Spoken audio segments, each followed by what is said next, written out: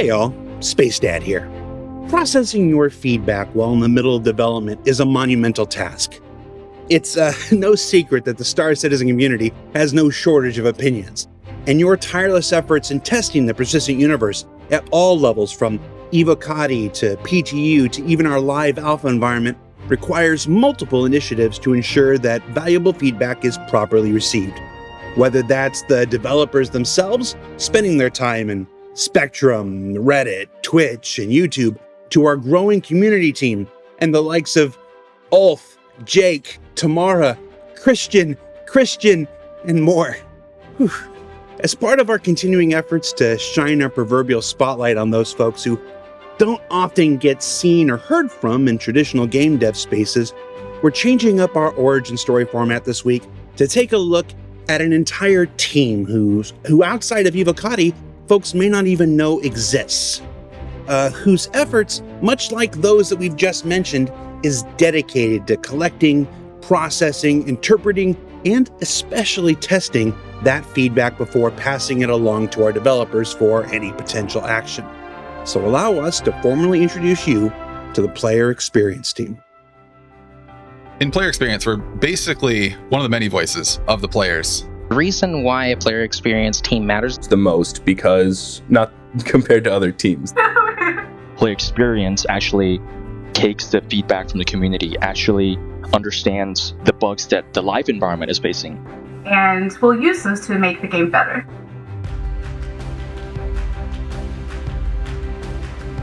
A day in the life of player experience team is all over the place, actually.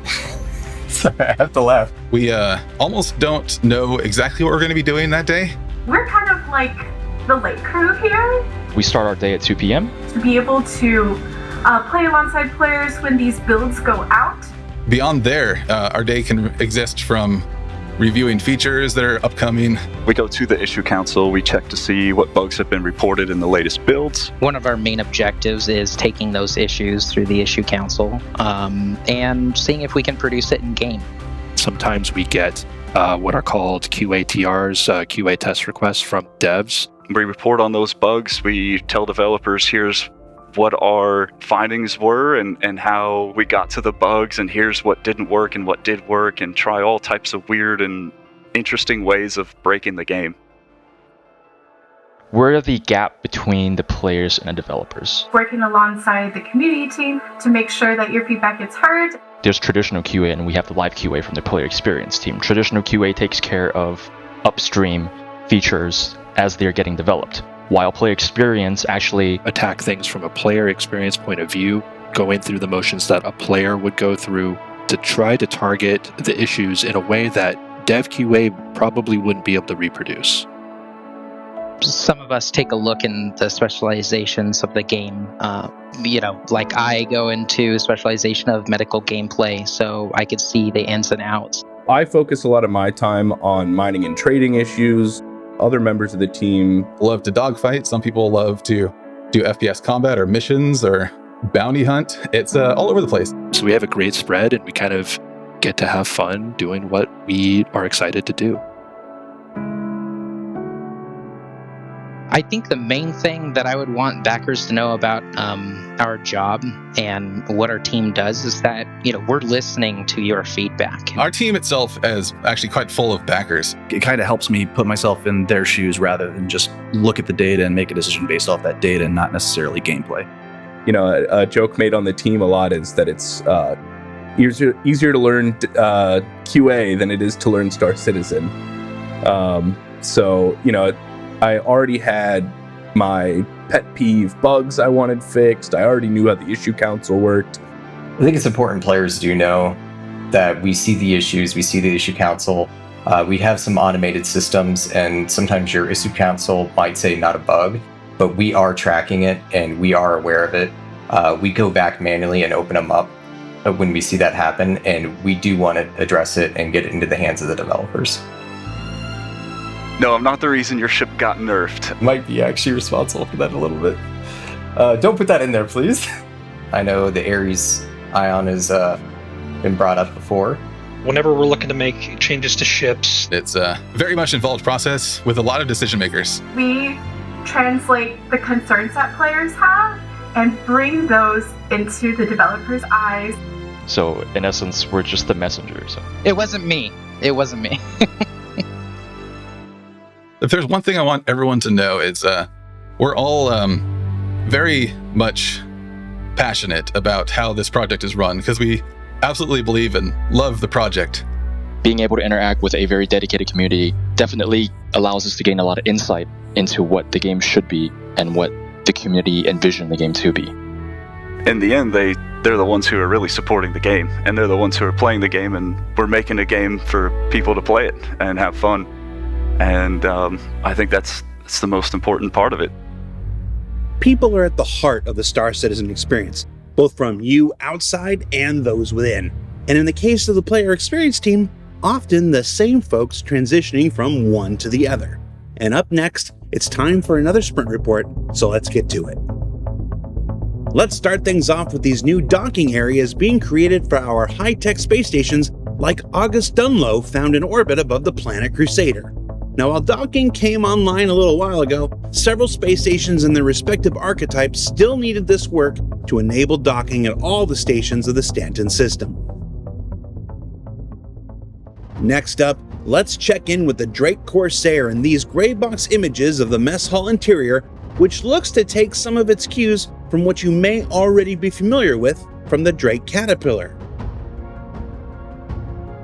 There's also the cockpit where pilots spend most of their time, and an up-close look at the dashboard, and finally a look at perspective pilot visibility. We've also got these looks at the Drake Vulture, which is currently rounding out final art phase with some perspective liveries. Let's go ahead and do one of those social media quizzes in the comments. Which one is your favorite? 1, 2, 3, or 4? And from brand new ships to those that have seen better days, let's take another look at the continuing development of our upcoming Reclaimer derelicts. Now, as part of the work our Montreal team is doing, most derelicts will fall into one of 3 categories: old, new, and inhabited. And as part of those inhabited, you can see here preliminary work on housing modules to be found both outside and within the wreckage itself.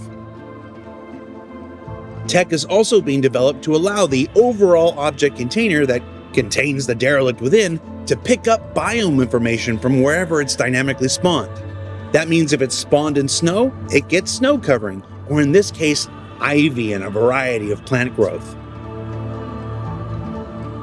The team is also building up a new library of derelict shaders for various states of decomposition, and when all this is brought together, it'll mean a greater variety of points of interest for you to discover and new mission areas spawned once you accept the job, all dynamically placed and dressed as needed.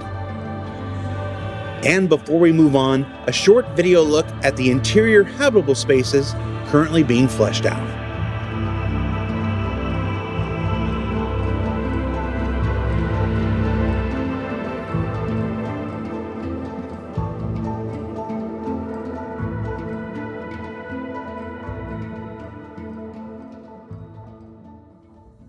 And then lastly, let's take a look at current VFX progress on the handheld salvage beam we discussed on last week's Star Citizen Live with Mike Snowden.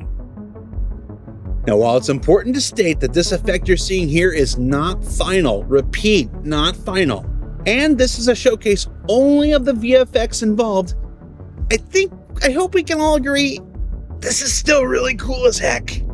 I mean, just look at this thing, the way the particles are being atomized and sucked up off the hull of the ship. I'm gonna tell you, I just kind of sat and watched this on loop for about 5 minutes straight and was thoroughly mesmerized. In fact, Amanda, let's change up the music and just let this play out for a bit, really get our zen on. I said get our zen on. You're messing with me. There we go.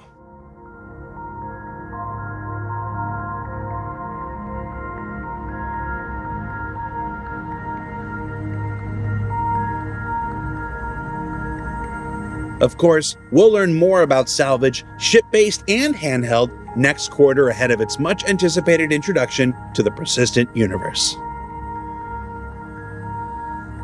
So what did we learn this week? Well, we learned that it takes quite a bit to keep up with the massive amount of feedback that players provide, and that it's all hands on deck with the developers, the community team, the player relations team, and more to do it. And I'm going to name drop the customer service team and the concierge team because they deserve a shout out too. That derelicts are shaping up to bring new gameplay opportunities through old and busted spaceships. And that the day when we can leave messages for others in the hull of abandoned spacecraft using the handheld salvage gun are close at hand. What will you write first? For Inside Star Citizen, I'm Jared Huckabee. We'll see you all next week.